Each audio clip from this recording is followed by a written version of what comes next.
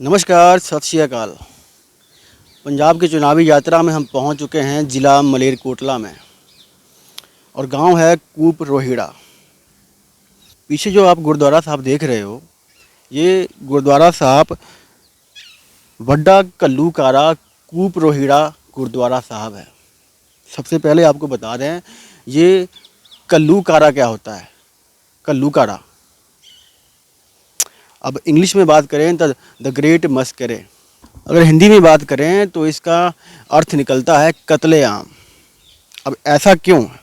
अब इस गुरुद्वारा साहब का नाम वड्डा कल्लूकारा क्यों पड़ा? इसको जानने के लिए आपको हिस्ट्री में जाना होगा। और हिस्ट्री और हमारे देश की हिस्ट्री ऐसी है कि आपको अकबर, बीरबल के किस्से ही सुनाई दिए जाएंगे। अकबर और बीरबल के किस्से इतने हैं, बड़े बड़े हैं किस्से, नो डाउट वो थे, पर जो ये थे इसका भी नाम होना चाहिए। इनका भी नाम हमारे जो आने वाली पीढ़ियां हैं उनको पता होना चाहिए कि ये यहाँ क्या हुआ था। 36,000 सिखों की हत्या की गई थी। जी हाँ, 36,000 निहत्थे, उनमें से अधिकतर बच्चे और महिलाएं थी।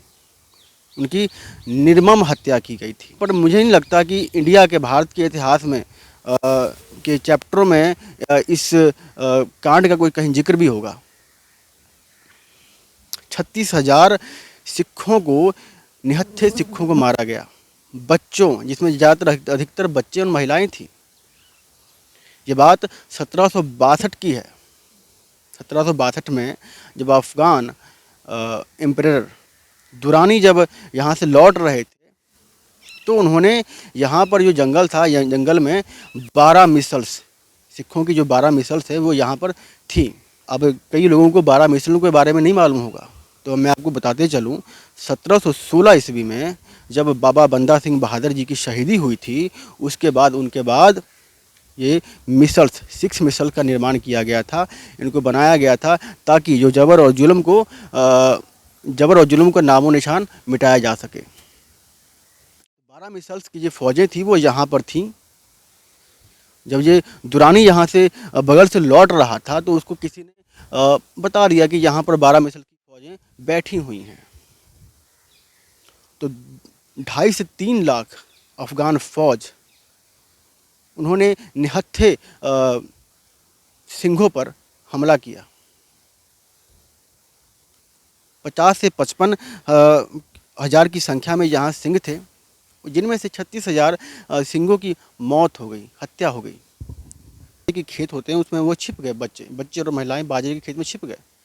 पर अफ़गानियों ने इतनी क्रूर मानसिकता दिखाई कि उस बाजरे के खेत को ही आग लगा दिया और जिंदा जला दिया उन लोगों को।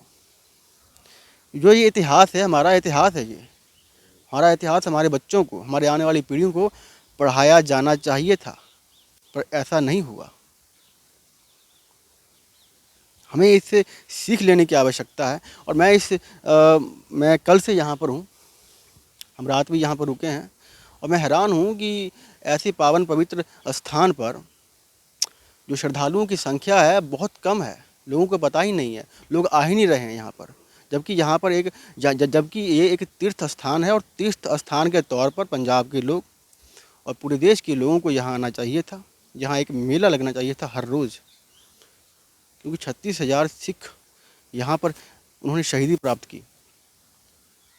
ये एक छोटी मोटी घटना नहीं थी, ये भारत के इतिहास में एक काला धब्बा था जिसको छुपाया गया है। मुझे लगता है कि आप में से अधिकतर लोगों को इस घटना के बारे में मालूम ही नहीं होगा, क्योंकि आपने पढ़ा ही नहीं हिस्ट्री को।